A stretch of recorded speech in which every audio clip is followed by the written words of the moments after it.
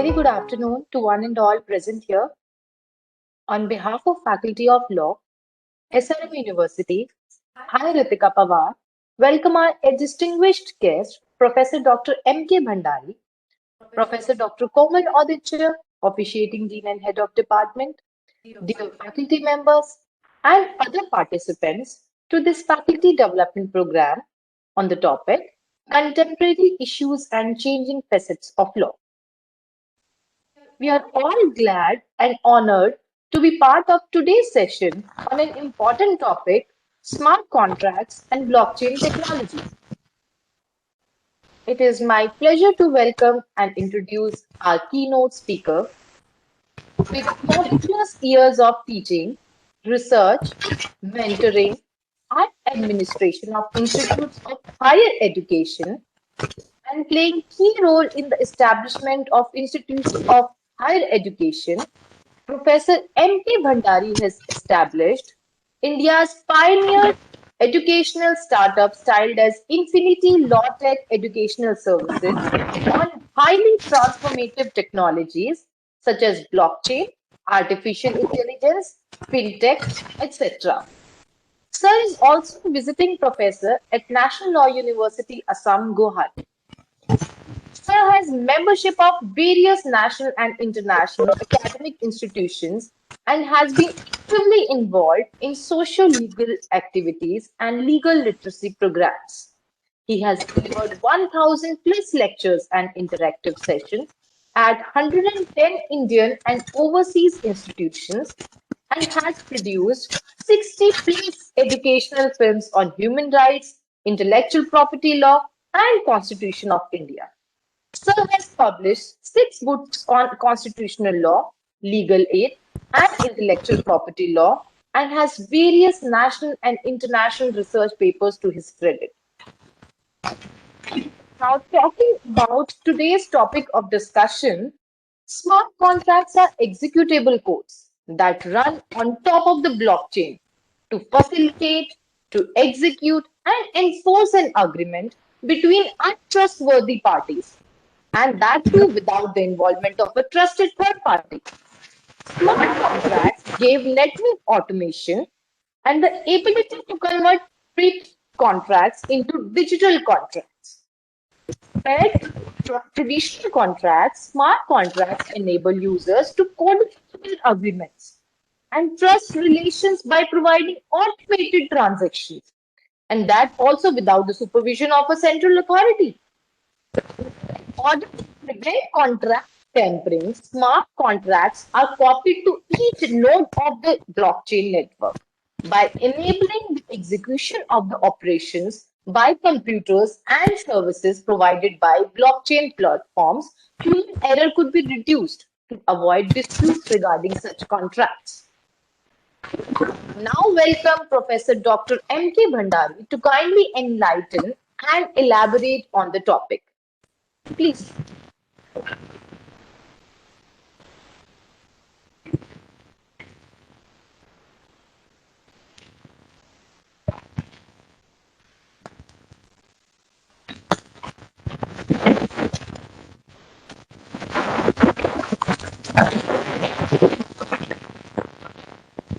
Am I audible now? Yes, sir. Yes, sir. Am I audible to all? Okay. Yes, sir. You are audible to everyone. Fine. Good afternoon. I think after having a delicious lunch, you are again ready for absorption of mental lunch, mental food. Friends, first of all, I congratulate SRM University School of Law, Sonepat, and its entire team for organizing this faculty development program on contemporary issues of law and inviting me to share my views on blockchain technology and smart contract, which is the future of business, industry, and which poses several challenges in the domain of law and the execution of these new age digital contracts. I think with the introduction, the ball has been set in motion, and I'm sure that some of you, or maybe all of you, might be knowing a little about the blockchain technology, or maybe on smart contracts. First of all, let me give you a brief introductory. Can I share my PPT? Yes, sir. The share, can you activate the share? Yes, sir. Oh, it is not activated. Share. No, I sir. need. Can you? Yes, now, yes.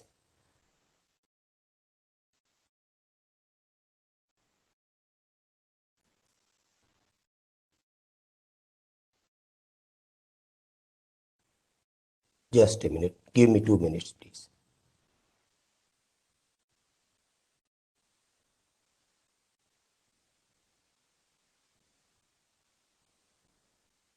Is my screen visible to you all?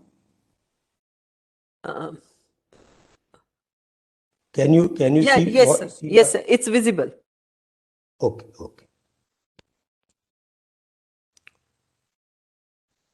So, friends,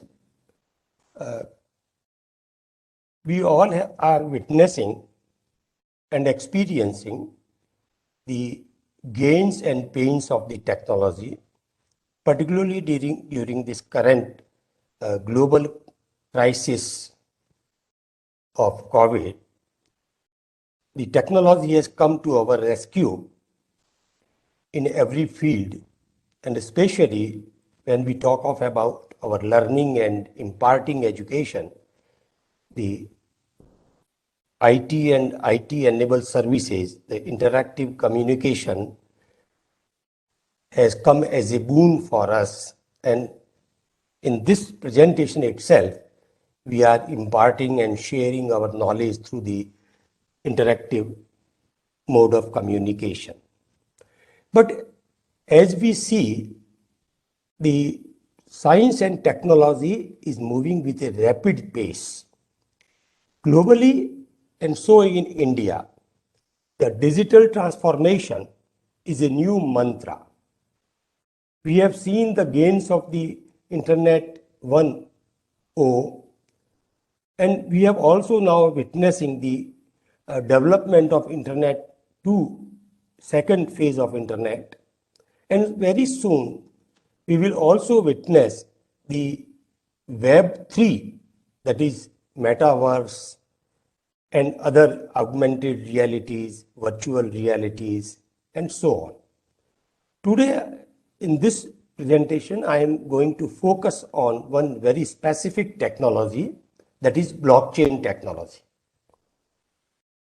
Blockchain technology is the mother of what we are going to discuss later, the smart contracts. So let me just begin with one introductory remark. What we need in this digital age is honesty, transparency, accountability, and consideration. We have seen, those who can remember or correlate with the global financial crisis in 2008, and still today, when we hear day in and day out about the subprime or bad loans or sinking loans, bad governance, all these features are routine at flip side of the governance. In this background, we have seen that in 2009, a new technology was evolved, which is known as blockchain technology. But this new technology, the pioneer or the inventor is an unknown person. Still, his or her real identity has not been proven. But the nickname which has been given to him is Satoshi Nakamoto. he came out with a technology which is now dominating several aspects of our life. So let me share with you briefly a history of blockchain technology. In my first part of the presentation, I will discuss with the blockchain technology. As I said, it is a mother of the cryptocurrencies. It is mother of the smart contract. That is one major application of this technology. So the history of blockchain technology, let us have a brief traces of the history. The journey started from 1991 to 2008. That was the first phase when Stuart Haber and Scott Steroneta, they came out with the initial stage of the blockchain technology. But it was in 2009, the Satoshi Nakamoto, as I said, an unknown genius, whose real identity is still not verified, and it is a big challenge that in such an advanced age of technology, we could not find out who is the real inventor of this technology. He came out, sorry, he came out with a white paper, peer-to-peer electronic cash system. In this white paper, he dealt with a detailed process of creating a blockchain technology, and specifically this white paper talked about the creation of a cryptocurrency which is very much popular, very much controversial as well, known as Bitcoin. So it was a peer-to-peer electronic cash system which was invented in 2000, exactly the 2010. The Bitcoin was first Genesis block was created and Bitcoin was mined, created. Thereafter, we have seen that was the first major landmark. And still, we are grappling, the world is grappling with the legality and viability of the cryptocurrencies. Thereafter, after blockchain, several cryptocurrencies, as many as 5,000 cryptocurrencies have been mined using this blockchain technology. But the prominent among them is still, the leader of all the cryptocurrencies is still the Bitcoin. So we can say the blockchain is the mother and Bitcoin is the outcome or the son of the mother blockchain technology. But the technology has moved far ahead. It is not confined just to mining or creation of Bitcoin, but it has developed into other aspect. And in 2014, we created smart contracts. One, Vitalik Buterin from Canada, he developed another version of the blockchain that is known as Ethereum Blockchain. And this Ethereum Blockchain is still considered among the pioneer blockchain system on which the smart contracts run. Of course, the concept of smart contract was given by Nick Szabo in 1996, 1998, who is an American computer and legal expert. But the smart contract were made operational with the development of Ethereum blockchain. And thereafter, with some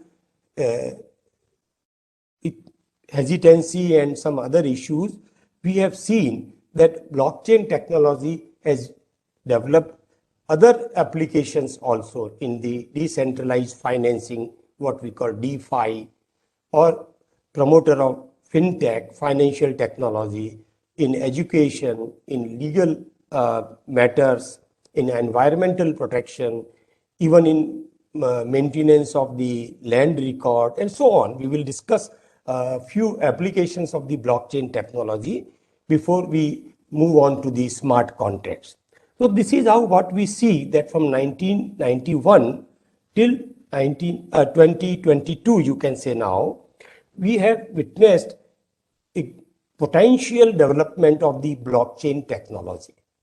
And now the blockchain technology is not just confined to cryptocurrency, that is the first major application, but it is promoting several process and systems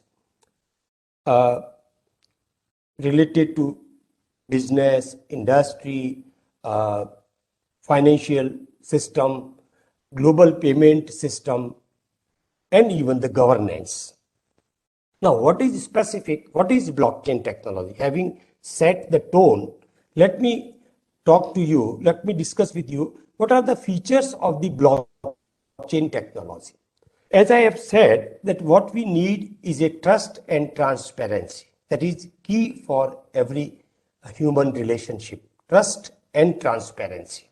What we have seen that in governmental functioning, the lack of trust and lack of transparency has been witnessed.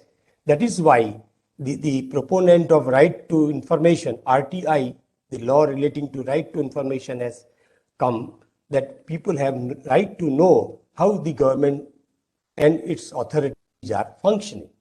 But here the technology tries to ensure that there is a transparency. The first major thing about the blockchain technology is decentralization. What we have seen, whether it is a bank scams or bad loans or opaque functioning of the government, that there is a centralized authority, and that centralized authority is opaque. It is not transparent. And that is why people are not able to know how their money, the taxes we pay, how they are utilized, how the government is managing the affairs, and how the finances are dealt with. So the first thing which blockchain technology has offered is that it is a decentralized system in which the blocks are created. They are, and the confidentiality of the contents is ensured by cryptography, and they are distributed among all the nodes. Nodes means those who are part of the system. The blockchain technology is not controlled or regulated by any central server. Today, when we find that why Government of India or the Reserve Bank of India is so critical about the cryptocurrencies, one reason is that it is running on blockchain, which is decentralized. And the RBI, obviously, that the government and its financial institutions would like to retain control on the monetary or fiscal system, whereas the cryptocurrencies are beyond centralized control. Second thing, as I said, is it a digital ledger of record. It is not just a digital ledger, but it has also the inherent value. The contents of the block, it has a transferable value. So it is stored in digital ledger. That digital ledger is distributed among all the nodes, all the peers who are part of the blockchain system. Then another thing is the contents of the block are cryptographed. Cryptography ensure the confidentiality. So cryptograph ensures security. Further, every block has contents which are protected by a hash. That hash is a typical code word, we can say. It is 64 letters code of each and every block, which is generated and interconnected. So each block has its hashtag, and that hash, not hashtag, sorry, hash. That hash cannot be tampered. If any contents of the block are tampered, attempted to be tampered, the hash will change. And unless the hash is verified of the previous block, the further block cannot be created and connected. So that ensures the trust further transparent and verifiable, because the contents, the blocks are distributed among all the nodes. Therefore, anybody can verify it. Those who are party to it, we call them as nodes, that is computers. It is distributed across all the nodes, and every party can see those blocks and nobody can tamper it. If anybody wants to tamper the record, then hash will get disturbed, and once the hash is got disturbed, it will not be verified, and unless it is verified by a consensus. Here we say it is a trustless operation based consensus, because what we have posted in the ledger, in the digital ledger, it is verified by consensus. So that consensus based operation ensure the trust. Otherwise, nobody knows who is posting, unless it is a private blockchain or controlled blockchain. But it is the consensus mechanism that ensure the transparency and that ensure the trustness. And further, since there is no intermediary, there is no centralized authority, it is a peer-to-peer distributed ledger. Therefore, it reduces the time and cost. And every block, when it is created and when it is verified and when it is added to the chain of blocks, that is why it is called as blockchain, there is a chronologically time stamped. So you can see all the reverse blocks from first block, that is known as Genesis block, to the current block. You can see the trail of all the blocks. Those who are part of the blockchain, they can go back and ensure that all blocks are there and their integrity, their validity is ensured. Now, let me just give you a graphic way how it works. As I said, first in first block, which was created by Satoshi Nakamoto, and he mined the first Bitcoin, that was known as Genesis block. First block. Now, if those who want to join that public blockchain, they can join, and they can first verify this block, Genesis block, and then they create new block, and that block is verified and also added. So here a transaction is requested. The transaction is broadcasted to peer-to-peer network that consists of computers known as nodes, as I said. So all those, they may be thousands in number, they may be millions in number. More and more nodes will be associated. Then there are other technological aspects. So thousands of nodes have been created for mining cryptocurrency, or what we say the mother of all cryptocurrencies, Bitcoin. Then the network of nodes uses known algorithms to validate the transaction.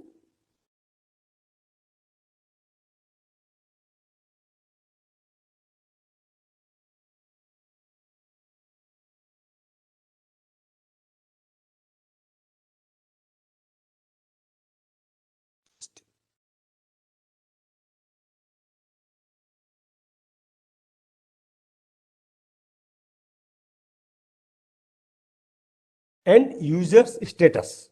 So when this transaction is validated by using the algorithms, there are different programs for running the blockchain system. A verified transaction can involve cryptocurrency, smart contracts, record, or other information. As I said, the blockchain technology has its application beyond cryptocurrencies, but the basic technology is that from first block to the next block, it is created, it is verified, and the block is added to the existing network. That is how it is known as blockchain, or in simple words, we can say chain of blocks. The transaction is verified. The hash which is there, it is verified by consensus. That consensus is generally 51%. So sometimes we also say that if somebody wants to hack the system, then there should be a 51% attack, which is practically impossible, practically not possible, that 51% nodes can act and change the hash and hack that block, which is that is why we call it also immutable. It is an immutable record of transactions. The transaction is combined with other transactions once verified to create a new block of data for the ledger. So that block which has been verified, created, verified, and then added. A new block is added to the existing blockchain. Now this is permanently unalterable. That is one major benefit, and now also seen as disadvantage of this technology, because those who are pioneer or champions of the right to be forgotten, we have seen right to privacy and right to be let alone and right to be forgotten. Whatever has been recorded in the blocks in blockchain ledger, it is immutable. It cannot be changed. New block can be there, but the existing block which has been verified and added to the blockchain cannot be altered. That ensures the security and immutability of the technology. And finally, the transaction is finished. Again, a new block is broadcasted, verified, added, and this chain goes on and blockchain technology functions. So this is a brief overview of how the technology, how the blockchain functions. Now let me also, because the technology is constantly evolving, what we have spoken is public blockchain. That is what Satoshi Nakamoto invented, and the public blockchain which is used basically for mining Bitcoin or other cryptocurrencies. So anybody can join that. It is a public blockchain. Anybody with the necessary tools can join become a node and start creating blocks after verifying the previous block and start mining the block Bitcoin. There is a long process which I will not go into that. That is not our today's discussion area. Then there is a private blockchain. Essentially, in my opinion, the very concept of blockchain, the essence of blockchain is decentralized distributed ledger. If you ask me to explain blockchain in 3 words, it is a decentralized distributed digital ledger of record. But here in private blockchain, what we see that there is an organization. It may be IBM, it may be Hyperledger, Linux, it may be any organization, Oracle, who control the blockchain. They serve as a controlling authority. So when we talk of centralized blockchain with a centralized authority, to my mind, it is an antithesis of the spirit of blockchain. Because in blockchain, we talk that nobody is there to control it. If somebody is controlling it, then somebody can manipulate it. But the other aspect of the blockchain, that is its immutability, because there is a hash, the contents are cryptographed, and they need to be verified by all the nodes, that provide reasonable amount of security. So there is a basically the original or the pure blockchain, I would say, is a public blockchain. Then there is a private blockchain. Am I audible to you all, please?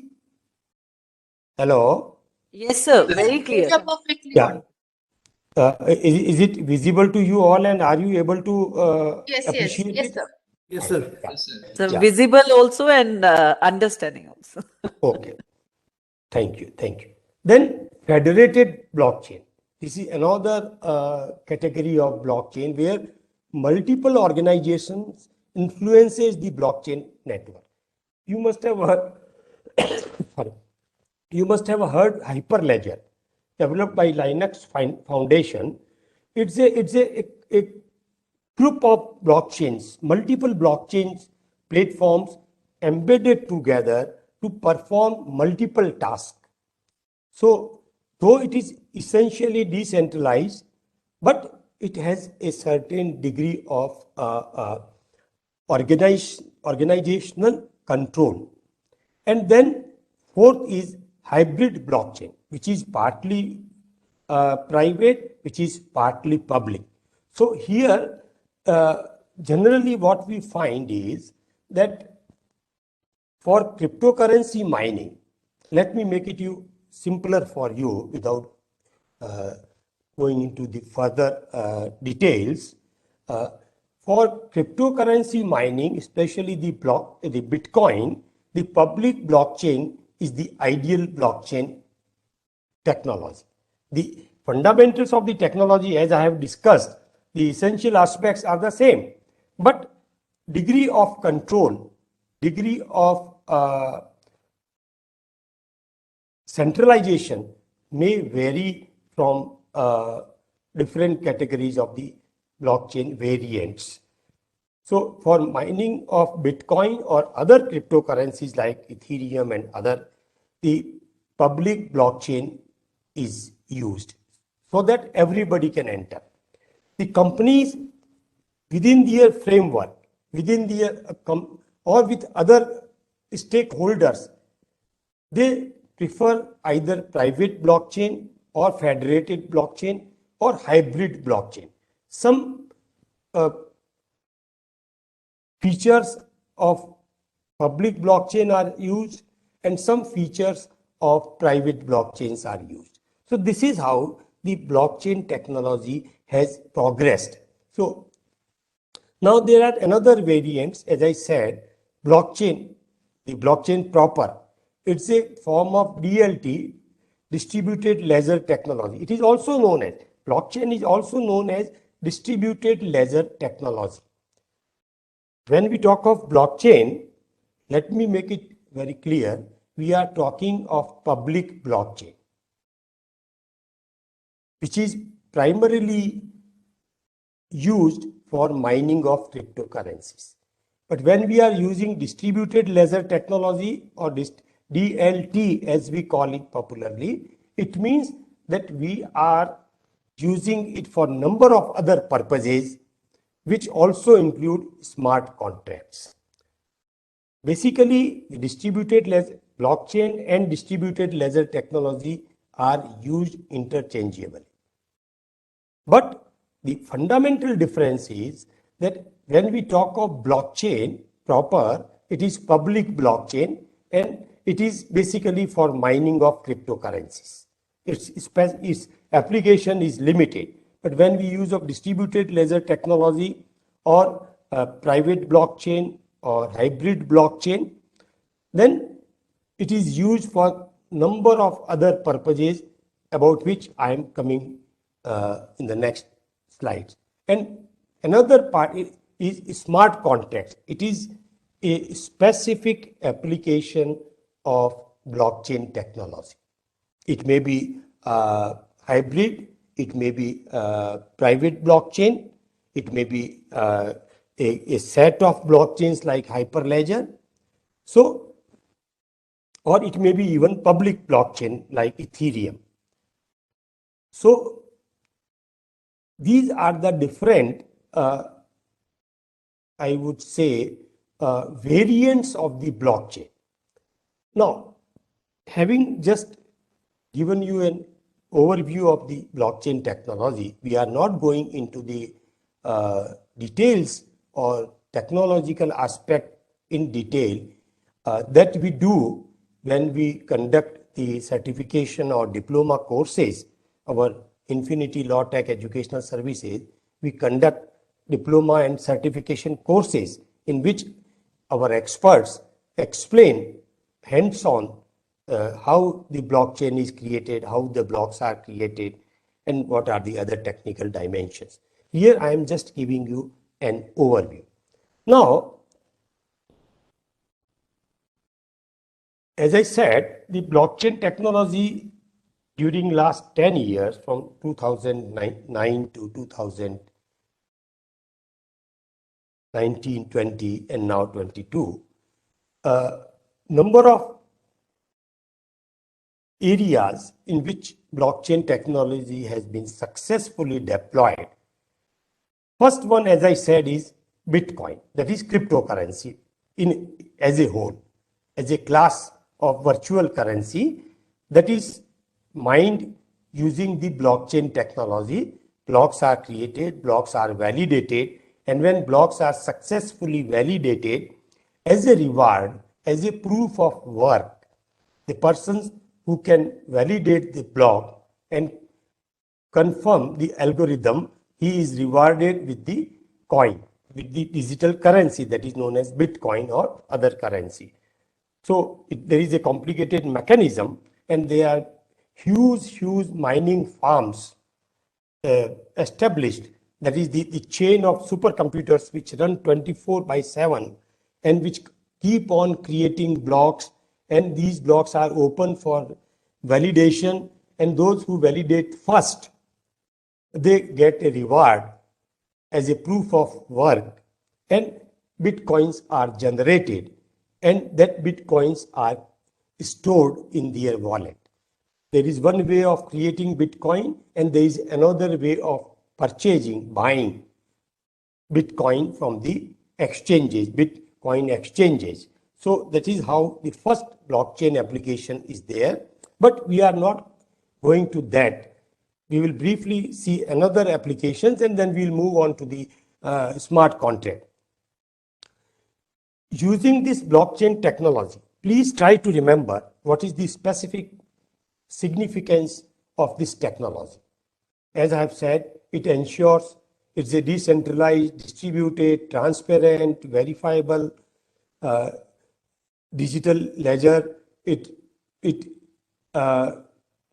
Technology doesn't need any centralized authority.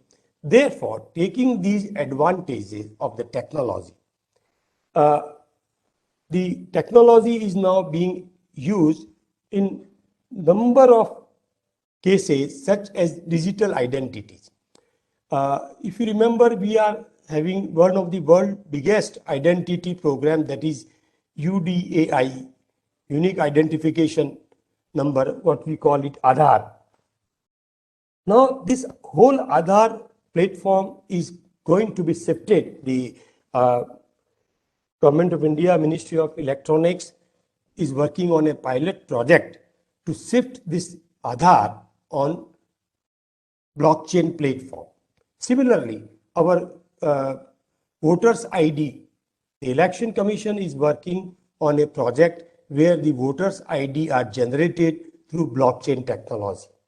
So, and world over, it has been found that still nearly 15 to 20% of the world population is not within the identifiable platforms.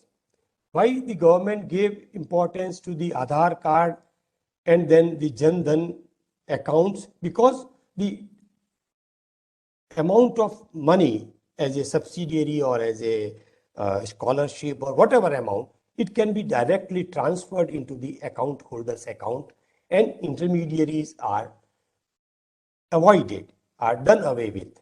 So what we find as a global study, that 15 to 20% of the population, they are deprived of the welfare schemes because they don't have their identity proof. They don't have their identity established. So the blockchain technology can come as a boon, and their identity can be successfully recorded, and that identity cannot be later tampered.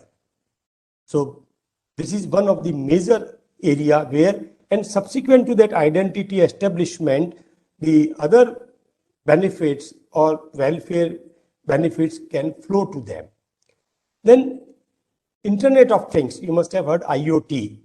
In smart cities, we find there are millions of the smart gadgets like wearable watches, like drones which are controlled by remote objectives, artificial intelligence, smart locks, smart houses, smart cities, which are controlled by IoT apparatuses, smart cars. Now, they can be successfully blended with blockchain technology. The blockchain technology can work with other technologies such as AI, IoT, machine learning, and together they can create an ecosystem where the smart cities or smart governance type of things, social media platforms like Facebook or WhatsApp or messengers, they can also be interconnected, and the integrity of the contents, the confidentiality of the contents and privacy of data can be ensured. In real estate, what we find that land record is one of the major area. In government, still we find that government land record is very poorly maintained, and there are possibilities of tampering. We find that there are a lot of mapping of the government land, keeping their proper record, digitizing their location and their measurement can be done using the blockchain. Similarly, in real estate, like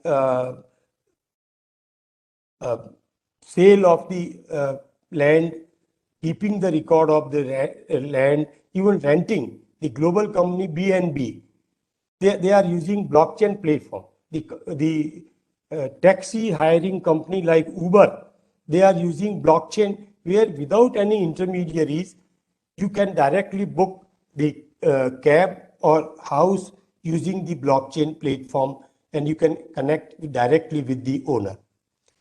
Voting, I have already said you. Payment. Today, when we have to send the payment across the border, if we want to send some money, then we have to go to banks or money exchangers, and we have to pay very heavy fee for transfer of about, say, for example, $1,000. We have to pay nearly $20 to $30 as a commission. Now, in this blockchain technology, the transfer of payments, transfer of money from one person to another person, one party to another party can take rapidly, can be executed in a fraction of seconds, and the cost also is very low. Banking services, we have seen the banking frauds which are very much there. Every day we see banking frauds because the debtors, they offer bogus documents. They can give documents to multiple banks. They can take loan on same property from multiple banks, and there is no system of check and balance. Now, banks across the world, even in India also, the banks are using blockchain, that is the hybrid blockchain, wherein they are creating a consortium of the banks where they can exchange the titles, papers, identity of the people, the people who are taking loans, so that the possibility of banking frauds are minimized. So in banking services, what we call fintech services, financial technology services, which include payments, transfers, banking services, decentralized financing, DeFi, all these things can happen using the blockchain technology. In healthcare also, that is one major area. Recently, we have seen in COVID crisis globally that how our healthcare system world over, even in advanced countries or the developing countries like India, there was a great stress, and the healthcare services would not be timely offered or promptly offered. But now the blockchain technology and artificial intelligence and IoT, they are collaborating, what we call interoperability. They are collaborating in providing faster, speedier healthcare services where data is stored, data is shared with each stakeholders, and medical advice, administration of drugs, supply of medicines, even the supply, global supply of vaccines can be done using supply chain, using smart contracts. I will come to that later on. And now law enforcement.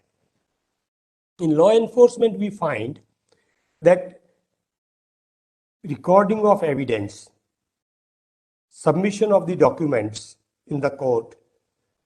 In COVID time, we have already seen how the courts have gone from offline to online, how our educational system has gone from offline to online, and we have, with some limitations and with certain disadvantages, we have been able to continue with justice dispensation system and our educational system, thanks to the technology. But now,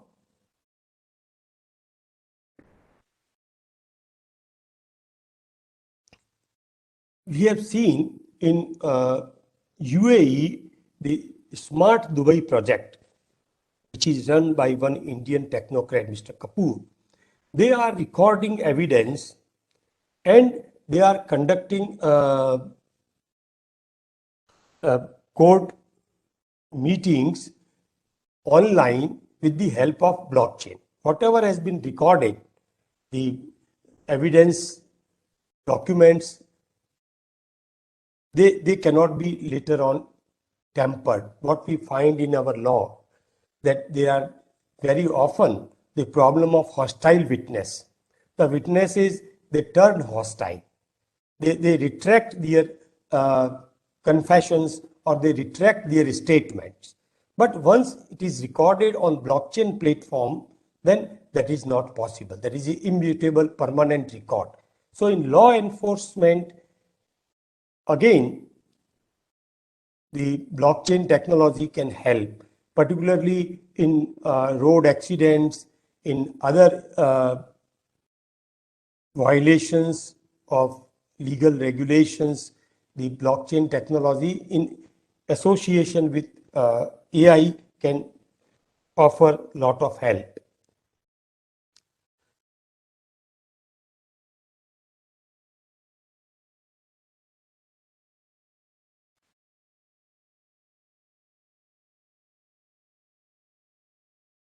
Now, again, I say, I would like to draw your attention, and I will not discuss in detail, just briefly. As I said, in government services also, recently, during our budget 2022, the Honorable Finance Minister came out with proposal of imposing tax on cryptocurrency transactions at the rate of 30%. And along with that, the finance minister made a declaration that the government of India, the Reserve Bank of India, is coming out with its own central bank digital currency, CBDC, and we will discourage the cryptocurrencies. Still, the situation is not clear whether government is going to ban the cryptocurrencies. But at least in this budget, it has been made clear that government has recognized cryptocurrencies as digital assets, a line of thought which we have been advocating for last 3 years on various fora. So, while speaking this, the government has admitted in Niti Aayog status paper, it has been clearly mentioned on blockchain technology that we are going to make use of blockchain technology in number of areas. And for that, because blockchain platform runs on the virtual currency, digital currency, therefore the government is planning to come out with digital currency, its own digital currency, which is not a cryptocurrency. There is still a lot of confusion among the people whether digital central bank digital currency is a virtual currency, is a cryptocurrency. The answer is clear, no. It is a digital version of the fiat currency. If it is rupee or if it is a dollar or if it is a yen, it's a digital version of the which can operate, which can be accepted on blockchain platform when we conduct smart contracts. So for that purpose, to encourage blockchain application, the central bank is coming out with its own digital currency, which is surely, certainly not a cryptocurrency, because cryptocurrency is a decentralized currency which is created using blockchain. Of course, central bank digital currency will also be created using blockchain, but it will be controlled and regulated by Reserve Bank of India. Please bear in mind, we should be very clear that the government which is coming out with a virtual currency or digital currency is not a cryptocurrency. Cryptocurrency is beyond the control of the any centralized agency. But the government, what I want to say is that government is actively working to use the blockchain technology, because blockchain technology is not just a platform for mining of cryptocurrency. It has a number of other areas which I have just mentioned: keeping legislation record, digitized IDs, distribution of welfare schemes, bills and payments, cyber protection, taxation, healthcare services, which I have briefly mentioned. In real estate, there are few use cases we have worked. In real estate, how blockchain can help in promotion of real estate through smart contracts, through tokenized ownership. Suppose you have a land and you want to partly sell it or partly transfer it, then you can digitize your land and it can be valued in tokenized ownership and it can be transferred to number of persons. Similarly, if you need money as a builder, as a promoter, you can do crowdfunding using blockchain platform, using smart contract. Then transfer of title with transparency, mortgage frauds, which we have seen, they can be controlled, property inspection and transparency. So all these things can be done using blockchain platform. Yes, in environmental protection, this is another major area where the blockchain technology can come as a boom. There are other areas also, but I just confined to this, and then we will move on to other aspect. Energy conservation, recycling of the resources, supply chain, carbon tax, carbon credits, record of carbon credits, which is very important in climate change, in global warming, in keeping record of environmental treaties and other areas. In all these areas, the blockchain technology, there are different specific programs. I am talking in general, but then there are specific blockchain platforms, specific blockchain tools which are deployed for different category of the functioning. There are different programs in blockchain which are used. And but having said that, there are many other areas I am skipping. Let me now focus on what are the major challenges. Blockchain technology offers a lot of promises, lot of opportunities because of its decentralized, digitized, and immutability. But there are a lot of challenges. First major challenge to me is the legal regulation. Because in the absence of legal regulation, proper regulatory framework, we may not be able to have a safer and effective use of the blockchain technology. To validate my argument, I would say that when information technology came in 70s, internet and all these things came, we in India enacted a law, Information Technology Act, in 2000. It was quite late, but yes, in 2000 we came out with a IT Act, Information Technology Act, and that through that act we validated e-commerce, we validated e-governance. Now we can file documents, we can make our payments, we can do internet banking because it is permissible, it is valid. And we also could address the issues of cyber frauds and cyber crimes, which are associated with the use of the cyberspace. So now when we have another landmark transformational evolutionary technology, which is much, much ahead of traditional information technology, we need a proper regulation. We need a proper regulatory framework on two accounts, on two heads. One is to regulate cryptocurrencies, which we are not yet able to do. Partly, we have imposed taxation, income tax on cryptocurrencies as crypto assets. We have not recognized a cryptocurrency. World over, the world is divided on whether to accept cryptocurrencies as a currency proper or as an asset or as a commodity. We have accepted for time being as an asset.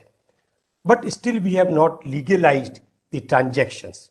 Although after the Supreme Court judgment of February 2020 in Internet Mobile Association, the cryptocurrency exchanges are functioning, and there are a lot of advertisements you will find every day, CoinDCX and other, where people are operating, purchasing, buying, selling cryptocurrencies. And there are global exchanges, Binance, and other such Coinbase, where open transactions are done, because the government has not finally banned cryptocurrencies. So that is a fluid state. But another aspect is, so far as blockchain technology, other than cryptocurrency, we also need a proper regulatory framework. So that, like IT Act, we can validate smart contracts, we can validate the identity generated on blockchain platform, as we have done Aadhaar. So we can also validate voting and other processes done via blockchain technology. We can also recognize the land record which is stored on blockchain platform, so on and so forth. We can validate the payments which are accepted, received or sent through blockchain. So looking to the number of uses of the blockchain technology, we need a comprehensive law so that the applicability of technology is legalized, is promoted. Lack of expertise is another area. Still, we do not have experts in the domain of technology, blockchain technology and other interrelated technology. We used to tell our students that this is the area where you can, please tell me how much time, because I think, can you please tell me how much time is there? Sir, around 20 more minutes. 20 more. Okay, so I will quickly wind up the blockchain and then we'll come to smart contracts. Okay, so we need experts. We need smart codes because in smart contracts still we don't have experts who can successfully write the smart contract template. We need standardized protocols for different blockchain usage. Connectivity, because blockchain technology runs on very high speed network, and now we are coming out with the 5G. So we need a strong network so that the seamless functioning of the technology can take place. Consensus mechanism must be done effectively. Again, we need a speed because it's a consensus based platform. Energy, there is a debate that while we mine the cryptocurrencies, the supercomputers, they run for 24/7 and huge amount of energy is consumed. Therefore, that is a big challenge, particularly when we talk of the mining of the cryptocurrencies. We need speed of transactions to be increased for faster settlement of the payments.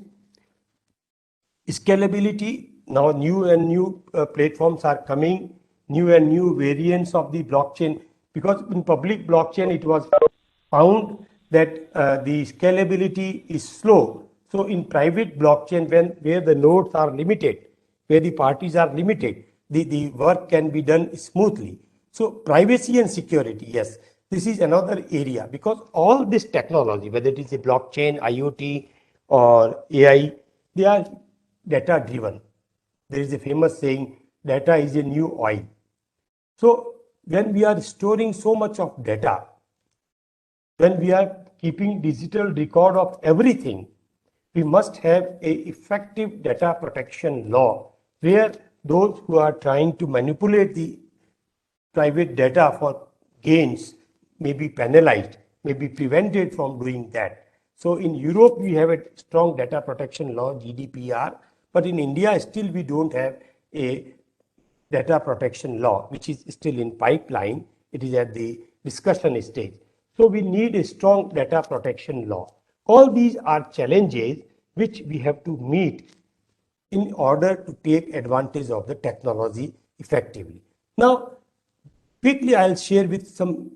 Now, as I said, government is coming with virtual currency, its own virtual currency very fast. And there are tokens, trillion-dollar protocols. There will be more trillion-dollar tokens than trillion-dollar companies. So the quantum of blockchain business, blockchain-based business is going into trillions in time to come. And blockchain identity, self-sovereign, in time to come, we will find that everybody will have a blockchain-based identity across the world. So that would help in global integration of the geographies. Now, if I can share with you quickly a figure, as per a study in 2022, it is not part of this slide, there were 10 billion US dollar business on different blockchain technology platforms. In 2026, it will be 360 billion. And in 2030, as per a projection, it will be 3.1 trillion. 3.1 trillion blockchain business opportunities. So you can understand that how in time to come this technology is going to gain great momentum, and we have to, as a law scholars or as a technology scholars, we should gear up to understand the blockchain technology and its prospectus and its major challenges. Having said that, now let me share with you the next aspect, smart contracts. As I said, it is one of the offshoot or creation of the blockchain technology. You must have heard the code is law, a term known as code is law. Lawrence Lessig in 1999 coined a phrase, code is law. Algorithmic governance. Now the governance will be dominated by algorithms, by computer generated, created algorithms. Now this basic principle is applicable to smart contracts. The smart contracts concept was developed by Nick Szabo in 1997. Nick Szabo is a lawyer and a technologist. It is also said, I was reading, that people also correlate, looking to his expertise and his mails and other things, people also correlate Nick Szabo as Satoshi Nakamoto, one of the strong claimant as Satoshi Nakamoto, though he has denied. They are Craig Wright and other also, but he has denied that he is not a Satoshi Nakamoto, but people have their own inferences. Szabo defines smart contracts as contractual clauses embedded into hardware and software in such a way that makes breach more expensive. He provides two examples. We go to airport or any other public place, we find vending machines. That's a very initial early example of how the smart contract works. Now in vending machines, we have items on display, and if we insert a coin of required denomination, the product will come out and will be automatically delivered to us. So that is vending machine. Similarly, now the advanced version is that suppose you have taken a car loan and you have not paid the required EMI.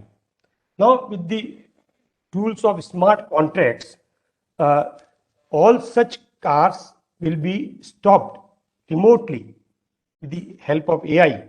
Unless you make your payment, you won't be able to use your car, it will be disabled.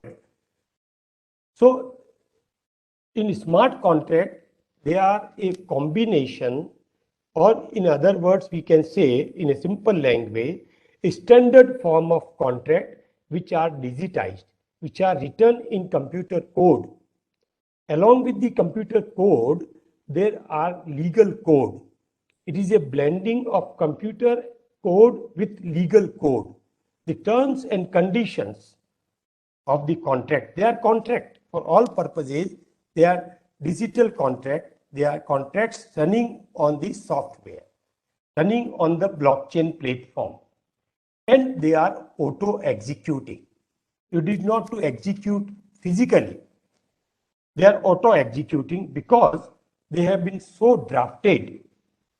They work on the concept of if and then. If this has happened, that will happen. If you have performed your part of the contract, the consideration will automatically flow and come into your account, which has already been provided in the code. So the smart contract, biggest thing is that there is no intermediary. Number one, because it is a self-executory contract which is pre-written, pre-composed, pre-constituted, and it operates with the trigger. Once one action is triggered, another action associated with that, that is if then, it will automatically trigger. So naturally, there will be no third party who will supervise, who will monitor, or who will charge commission. Suppose we want to sell our property, we go to the broker. Or when we countries, they buy ornament, they buy war armaments, they have a brokers. Or when we deal with the international traders, dealers, we bring goods or machines, we have third party who acts as an intermediary, and they charge their commission. But in smart contracts, there is no intermediary. Everything is predetermined. It is converted into the contract with legal and other terms of the contract, and it is put on the blockchain platform. The ideal blockchain platform considered for this is Ethereum, though there are other also like Cardano, Polkadot, Solana, Avalanche. There are other currencies which help in running of the smart contracts. But the basic thing is that they are a blend of technical code and legal code. Technical code means terms and conditions of the contract, and the legal aspect.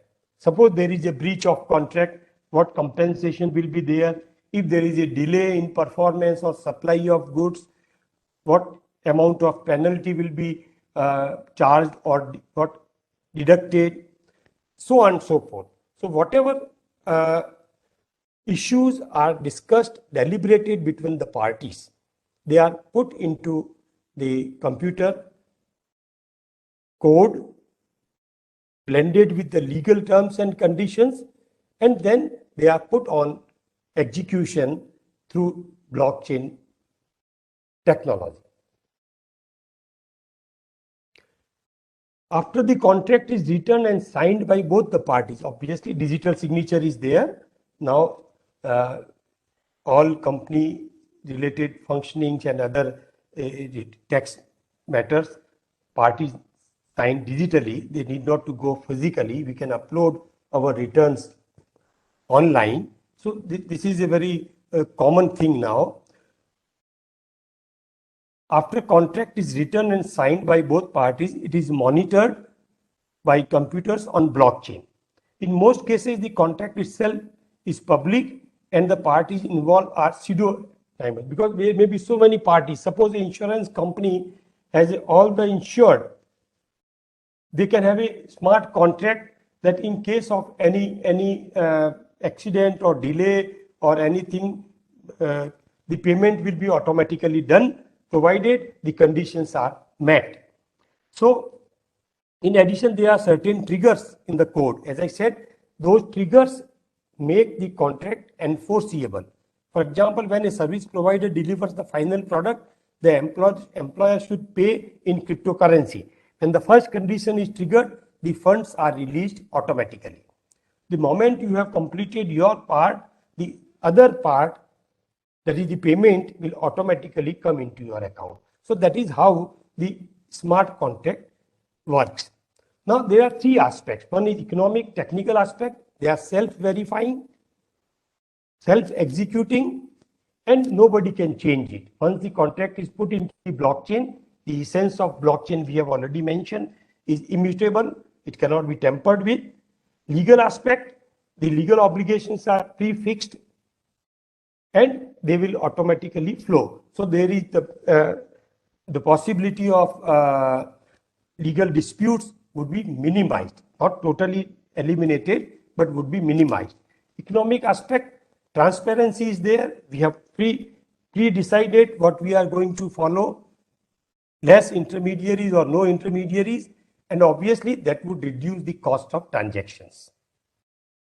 Now ideally, these are the areas where we can use the smart contract methods: digital identity, securities, international payments, commercial processes, supply of goods. Supply chain is one of the major area, because in supply chain there are several steps, several stages, and delay do occur in reaching the goods at the destination.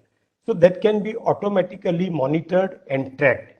Property transfer is another area where secure transactions can take place and there is no need for intermediary. Mortgages, financial data, insurance companies. There is a global aviation company, they are part of use cases where they have a smart contract automatically built in with every traveler, that if your flight is delayed by this particular time, you will automatically get a compensation amount into your pre-supplied data, pre-supplied account from which you have made payment. So in such cases, when the flight is delayed, the flight lands after a delayed scheduled time, automatically the trigger will be there, and all the commuters who are on those flights, they will receive the payment as agreed upon. Clinical trials, there are smart contracts. Those who are in clinical trials, they will receive the payment for their services. Data of the disease, they can be stored and the people can be paid. So this is how we find that smart contracts can be deployed. But again, as I said, everything is not rosy. Everything is not as simple as it seems to be. There are other issues also with the smart contract. One issue which we have already discussed about blockchain technology is the legal regulation. Today, we don't have smart contracts validated as the traditional contracts. With the IT Act, e-commerce has been validated. Now, contract done via e-platform companies are legally enforceable, but smart contracts, we don't have a law. Second thing is, we don't have experts who can write. There are global companies who offer expert courses. We also conduct some preliminary courses, how to write smart contracts.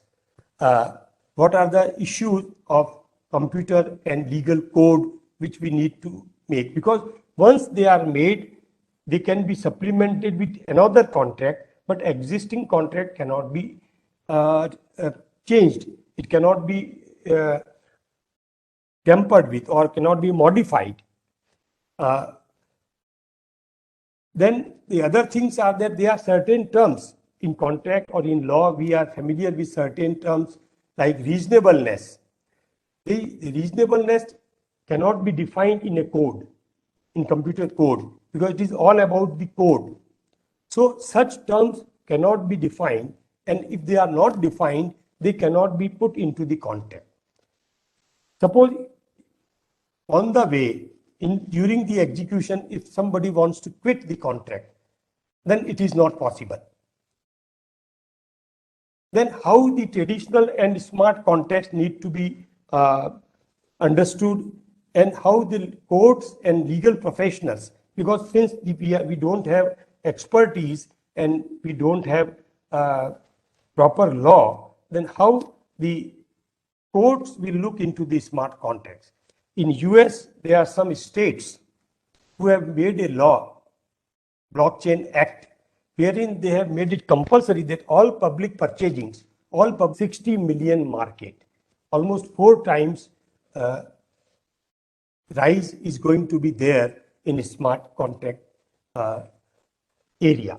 So with these words, I think I have covered briefly various aspects looking to the time constraint, and perhaps I have exceeded a little bit time. Kindly forgive me for that.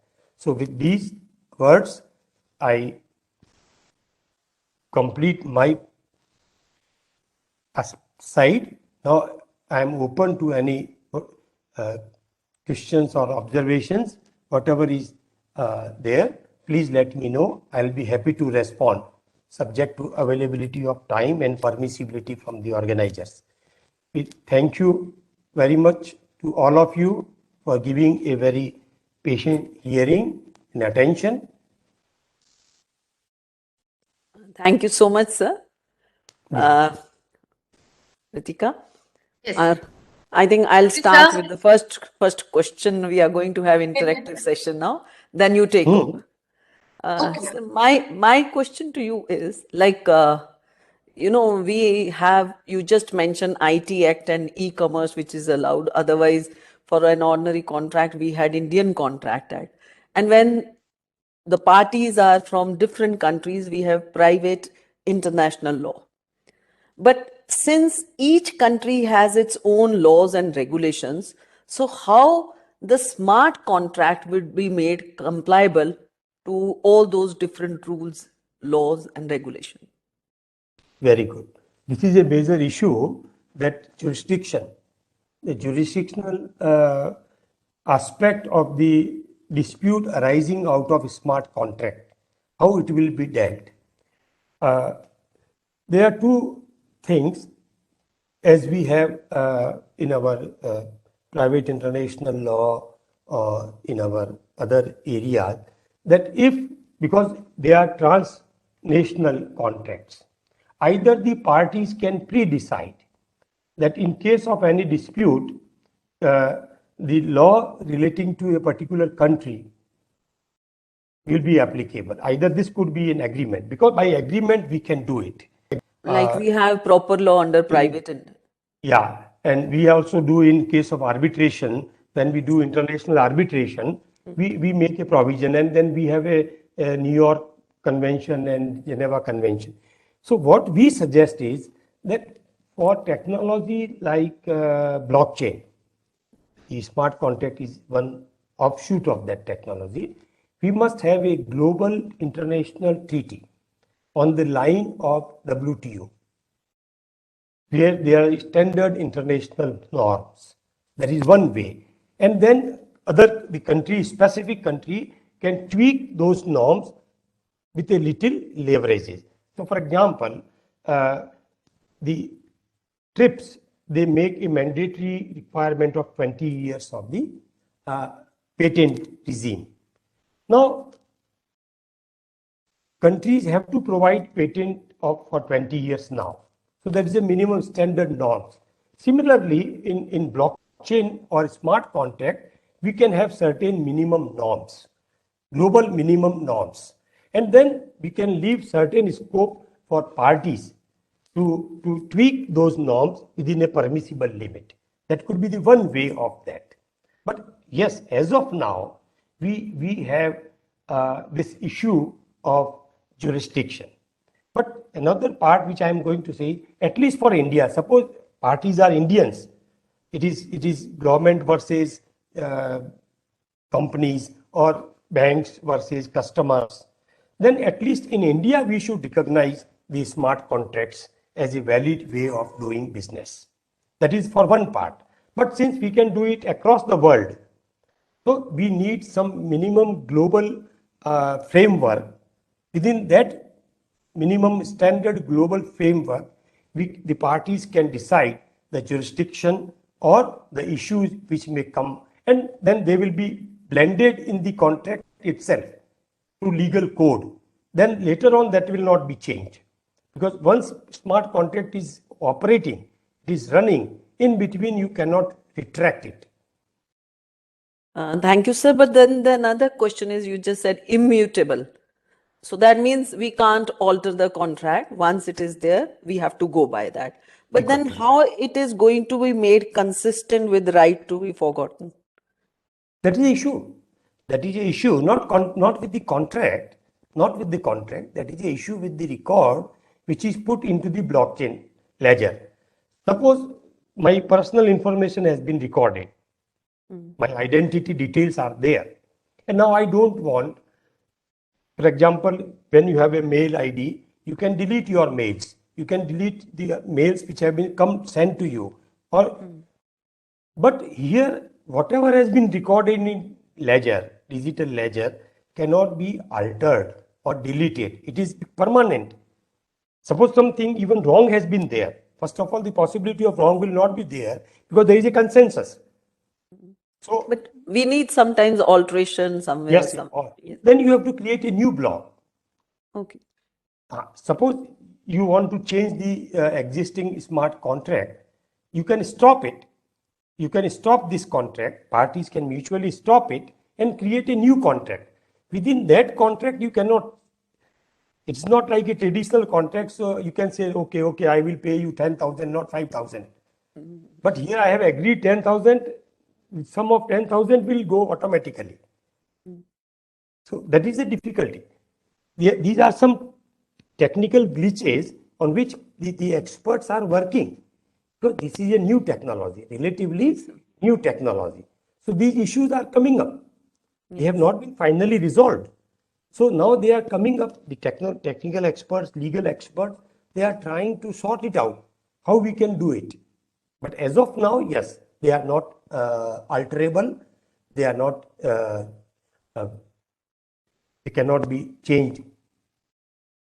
Thank you so much. Thanks, sir. Over to you, Ritika.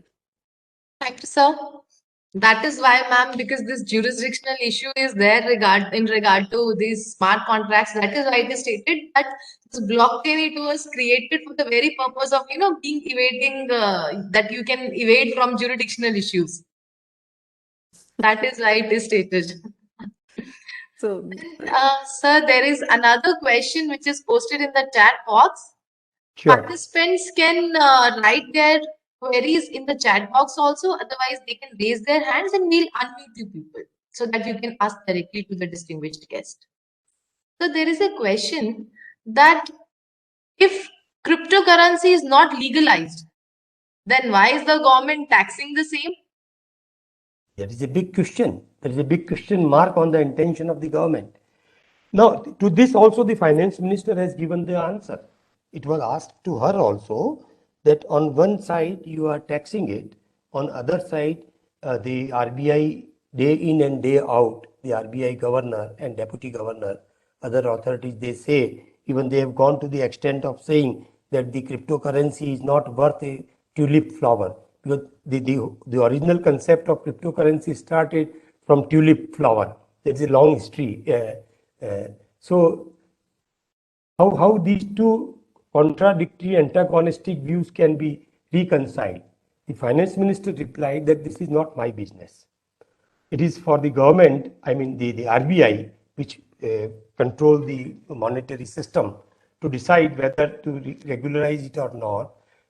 What we want to clear is that if anybody is doing transaction in cryptocurrencies, then whatever gains are there, we will charge as 30%. And all such transactions will be attracting 1% TDS. So she has said that I have done my part. I have imposed taxation because as of now, there is no law which has declared cryptocurrency as illegal.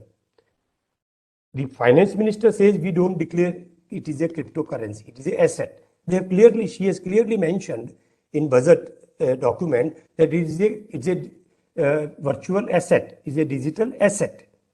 And we are coming out, when Government of India is coming out with its own currency, digital currency.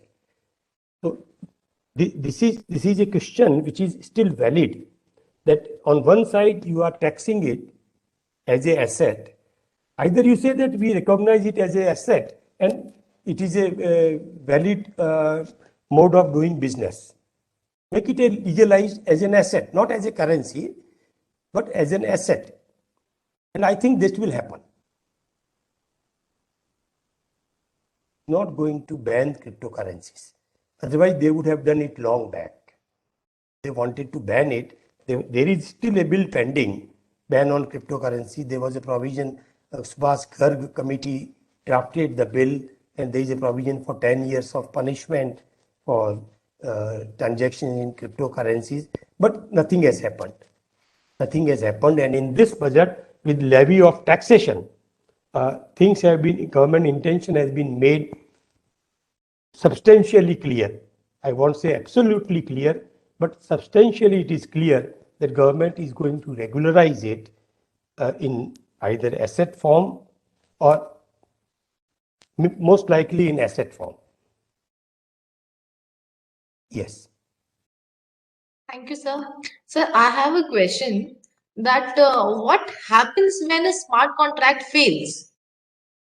Like when the code executes correctly, but it produces an outcome which is different from what the parties had intended. Yes. Hey, possibility cannot be ruled out.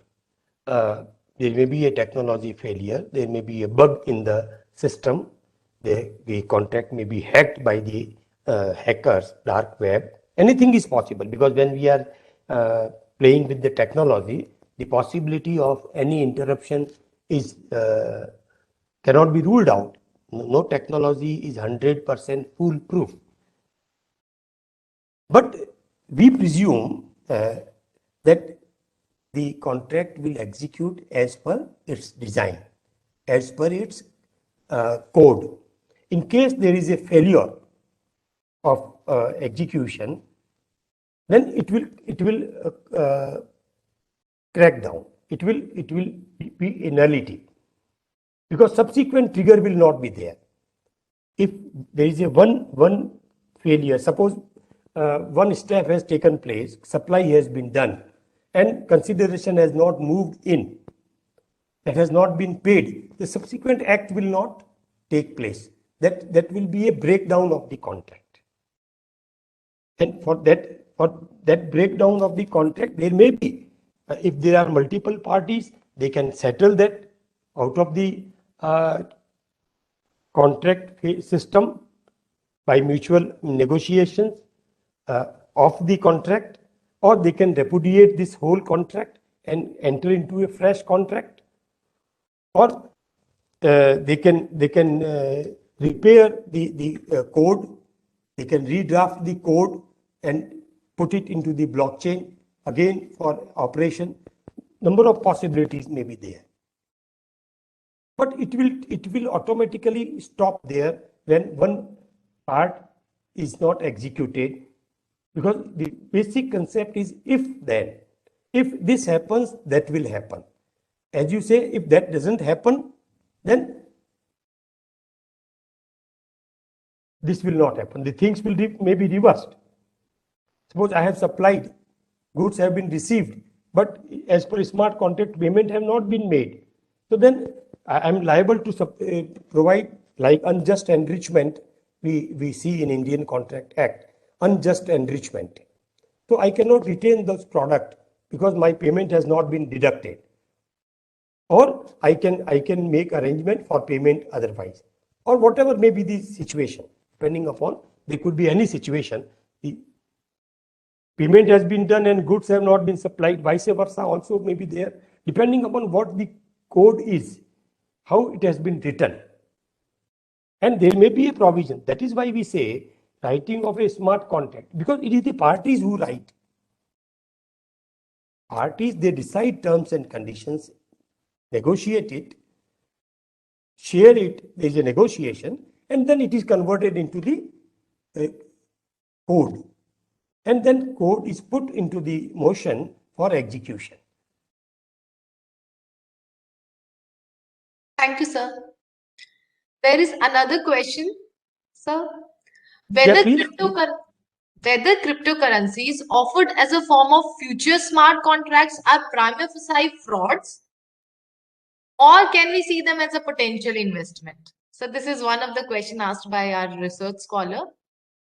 There are three questions.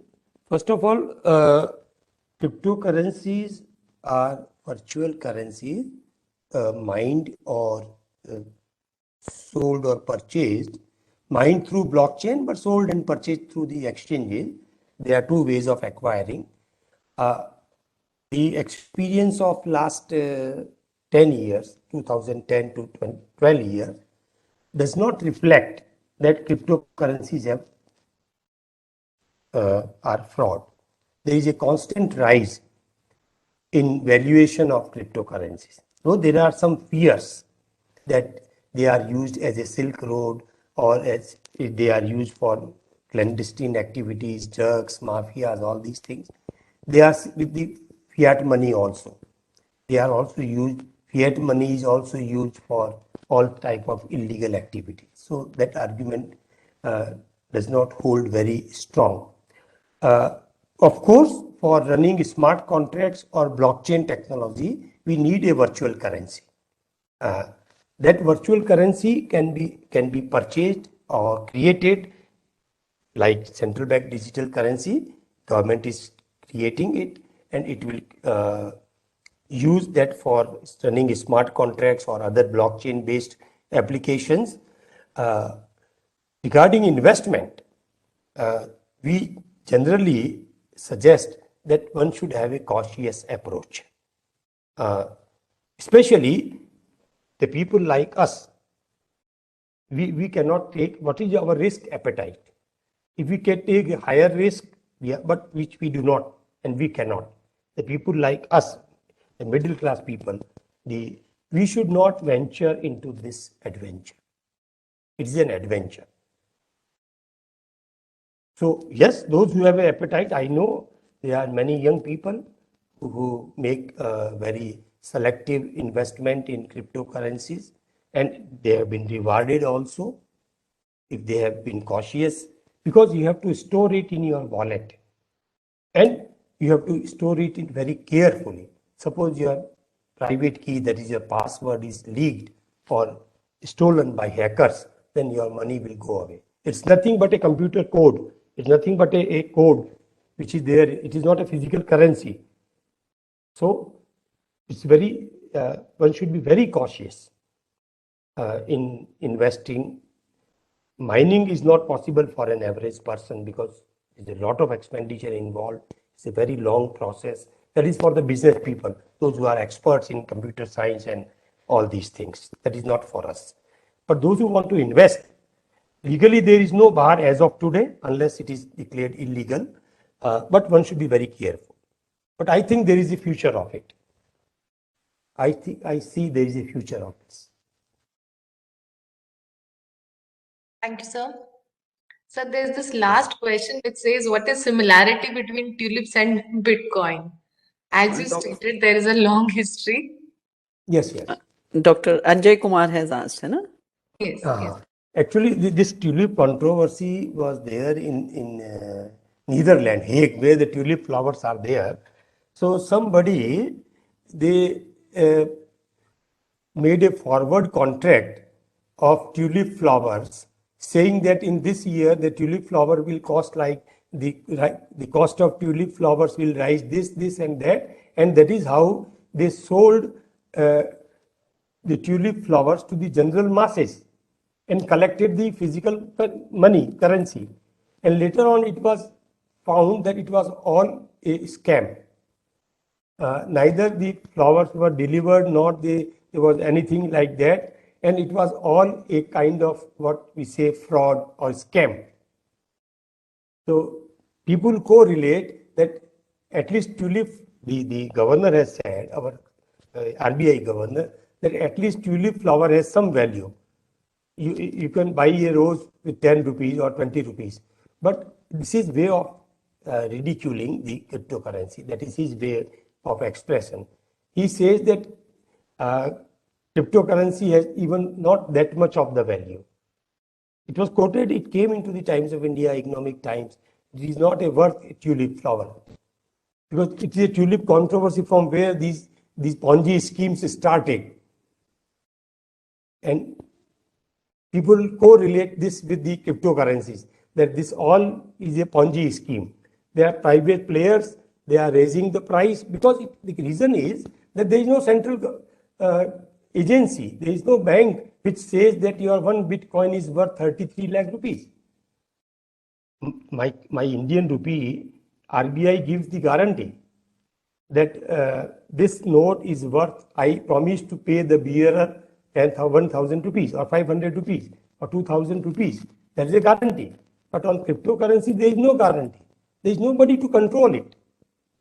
In fact, it's a market. It's a global market that is regulating it. And how it will react, how it will respond in time to come, nobody knows. But the past has revealed that it has not collapsed so far. So far, it has constantly rised.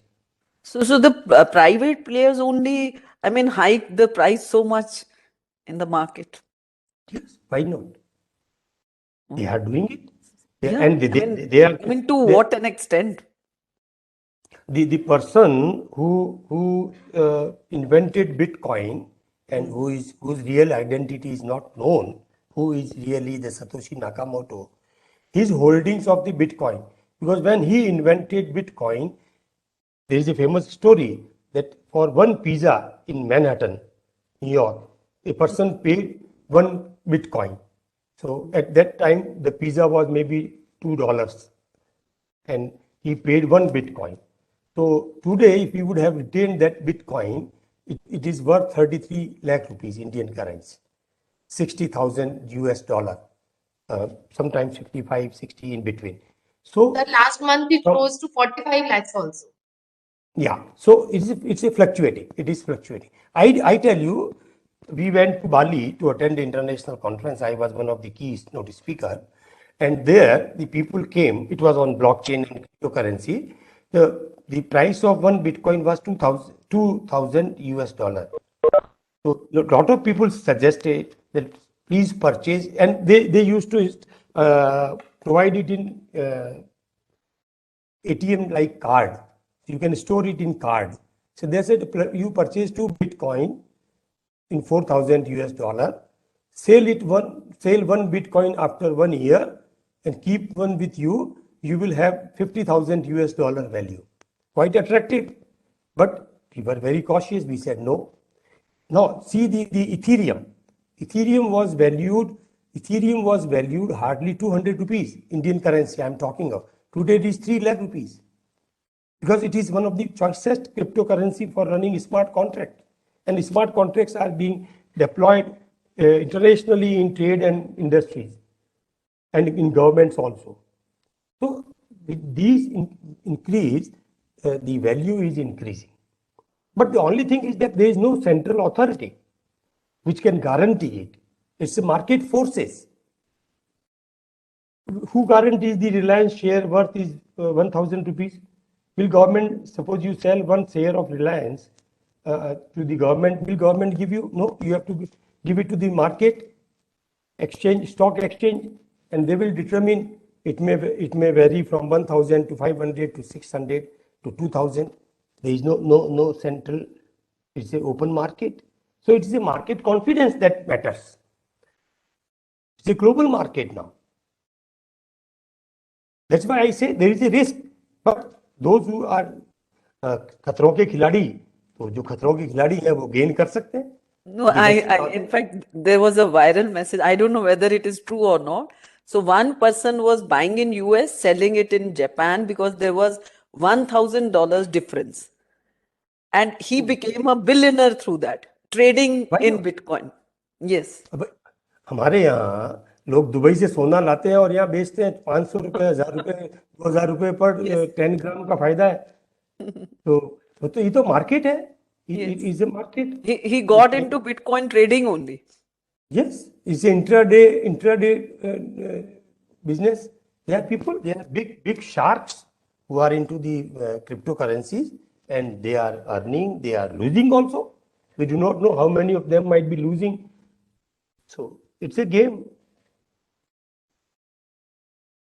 Those who have a risk appetite, they can play. Thank you, sir. There is one last question. Blockchains and marketplaces charge a gas fees while effectuating transactions. They charge A gas fees while effectuating transactions. In case of digital currencies. Yes. In case when the digital currencies, they are exchanged with cryptocurrencies, then this same gas fees is again charged. Can it result in depreciation of value of fiat currency? This is the question, sir. Can it? No, please, I couldn't. When cryptocurrencies are converted into fiat. Sir, I'll repeat the question. Blockchains and marketplaces, they charge a gas fees while effectuating transactions. In case of digital currencies being exchanged with cryptocurrencies, now same gas fees is again charged. Can it result in depreciation of value of fiat currency? I think still I'm not able to appreciate.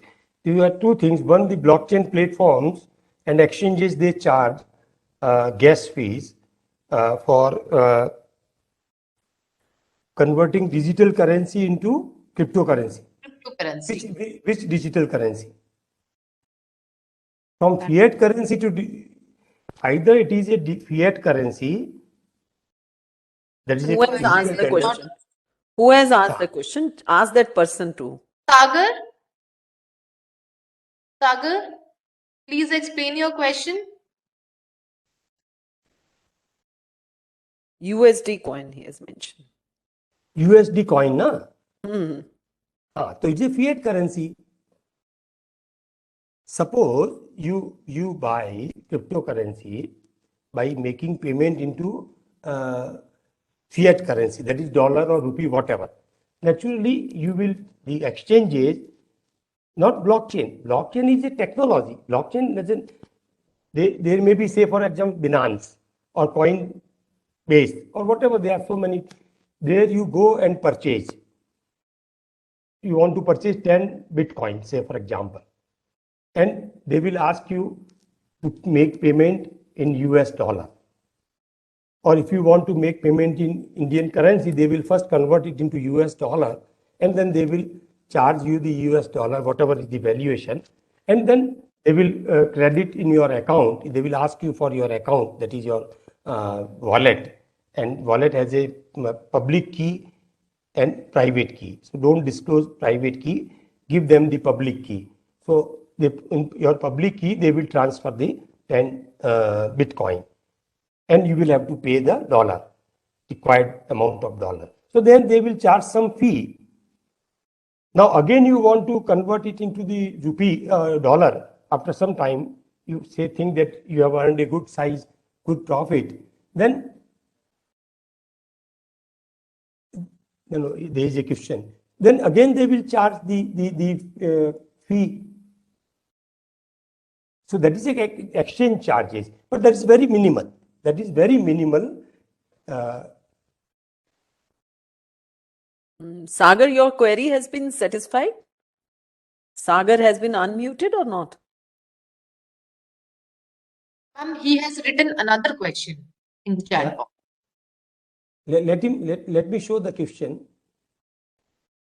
So it says, Sirs, yes, ma'am. Sorry for the disturbance here. No. Go ahead. Essentially, when we enter into the crypto market through any mode, be it digital currency, an NFT, or a cryptocurrency, we observe that blockchains or the ledgers or the marketplaces online, they charge a gas fee or a transaction fee for it. Now, taking example of USD coin, when I buy a USD coin, I am essentially paying an 10% or 12% extra tax to buy that $1 worth of coin. Now, when I change the coin to a crypto asset, be it an NFT, a Bitcoin, Ethereum, Solum, or any other coin or token, I am being charged a token gas fees again. Now, when I revert back the whole transaction, when I sell the coin or token that I purchased and convert it back all the way to dollar through the same transaction or same marketplace, end of the day, that $1 plus tax worth of token that I bought is reduced to some $0.7, $0.8. So isn't that depreciating the value of digital currency that a government has introduced, and in turn depreciating the value of fiat currency that was used to purchase that? Yes, now I got. First of all, please be clear that government has not yet issued the digital coin, the digital currency. Yes, in US also they are working on the project of US digital dollar.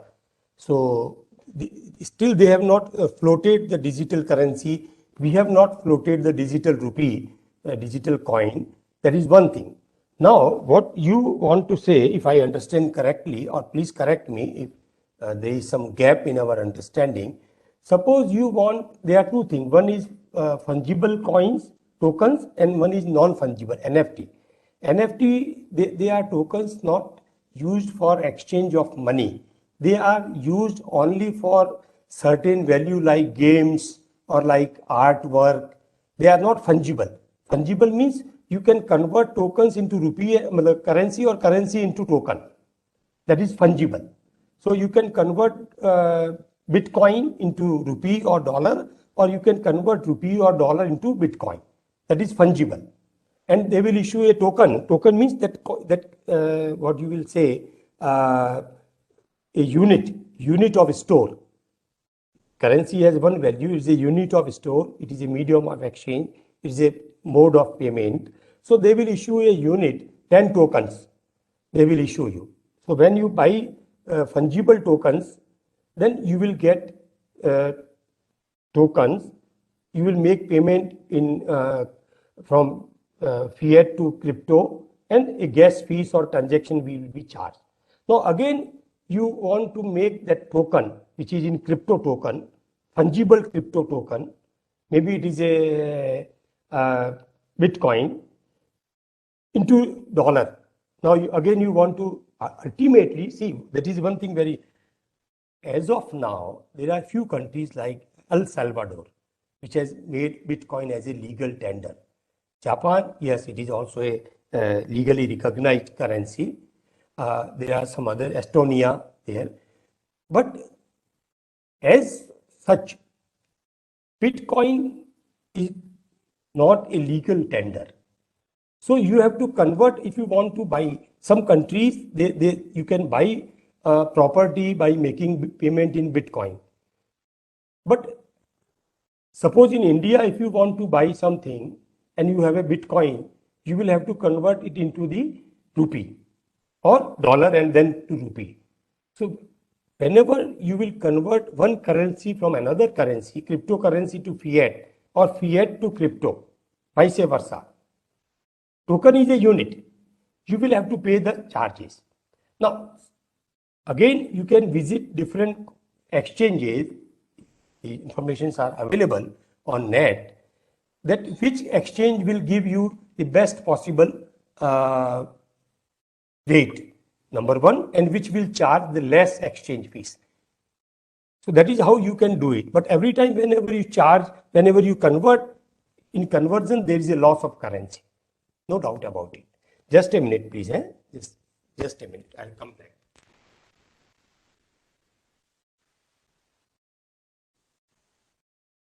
Ritika, there was a question by Ashwati ma'am also. Have you read it out? Yes, ma'am. All the questions. That was for Sagar only. He was, Okay, he was okay, not able to okay. raise it. Okay. That question was raised by a research scholar, which he had. Sagar, right? Sagar? Yes, ma'am. I know. So your query has been satisfied? Yes, ma'am. Almost. I mean, it is like I need a discussion face to face Can we on now? it, like a Chalo, long sir has discussion. come. Hello. I know, sir has come. I think I'm happy that there is a good amount of discussion and people have a lot of participants are very inquisitive. I wish I could answer each one of you. I have tried. But I think we have already taken time of yours. No, it's all right. It's all right. What I would suggest, madam, you can discuss with your participants.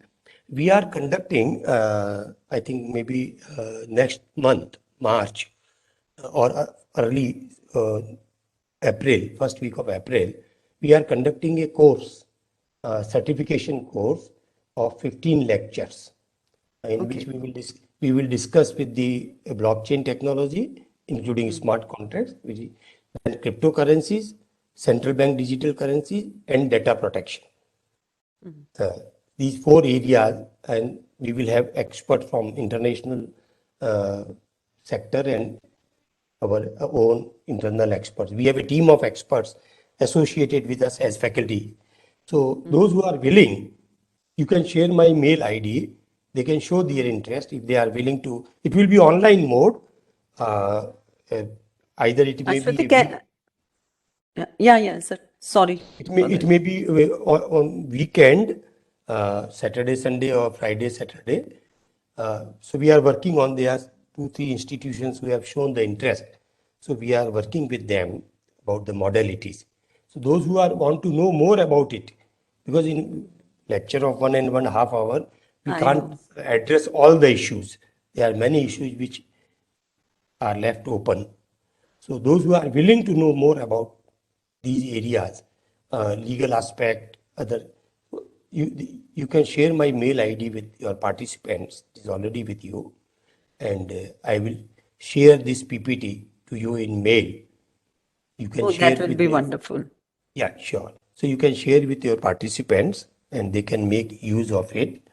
And those who are willing can contact us. Okay. Ashwati, can you share sir's email address just now in the chat box? Yes, ma'am. Sure, ma'am. Just one. No, so that the participants from other institutes can note down. You have now? Should I write? No, sir. She We has. do have it. We'll share it. Ritika? Yes. Thank you, sir, for satisfying all the queries with flair. I hope that deliberations in the session would help us in making this faculty development program more successful. I would now invite Professor Dr. Komal Aditya to give formal vote of thanks to this distinguished guest. Please, ma'am. Thank you, Ritika. Sir, on behalf of all the participants, I express my deep gratitude to you because we have really taken your time, beyond the scheduled time we are gone. So thank you so much for your guidance. And it was a very, very informative, session. Because I have been teaching contract for a very long time. So when the e-contracts came, I had to shift to that. But now I think I'll have to include smart contracts also in the curriculum. It's a We should. Yes, because as you mentioned that this is what we are going to have, this digital transformation is the new mantra now. So I think somewhere we have to understand all the aspects, but very aptly you explain, the history of blockchain right from 2006 to present time, and then how the smart contract came into existence, the basic characteristics of blockchain technology, then how it works, then what are the types and what are its advantages, and of course the challenges also, because the topic could have not been completed had you not discussed the challenges also. And when it came to smart contracts, the definition, how it works, technical, logical, economic, all the bases, the uses, and again, what are the issues there and the challenges which are still existing. I think somewhere when you mentioned in your lecture that there has to be a comprehensive legislation to regulate all these things, I think that is very much required. And hopefully the government will come up with such sort of, legislation where everything can be regulated. And I think the kind of advantages it has, whether it is blockchain or smart contract, so it somehow covers those disadvantages. And hope the challenges will be taken up by the government through this comprehensive legislation. Thank you so much, sir. And thanks to Ritika also for entering this thing, and all the participants who attended this session. And so very, very informative, very interesting, because, the literature is not much available in the market. So you It's have emerging. been... It's the Yes. upcoming area. So I'm happy that you could think of it and add into your kitty. Please convey my regards to my friend Professor Jaswalji. Definitely, sir. I wish I could meet him today on this platform. No, he would have joined, but as you see, he's busy with the I official. know him. So convey my regards to him, and thanks to all of you, all the participants, organizing team, for making it very effective. I tried to justify. I don't know how far I have succeeded. Hope we will have some more deliberations on these areas. Thank you very much. Thanks to all. Definitely. Thank you so much. Sir, thank you for this informative session. Namaskar. Namaskar. Thank you so much.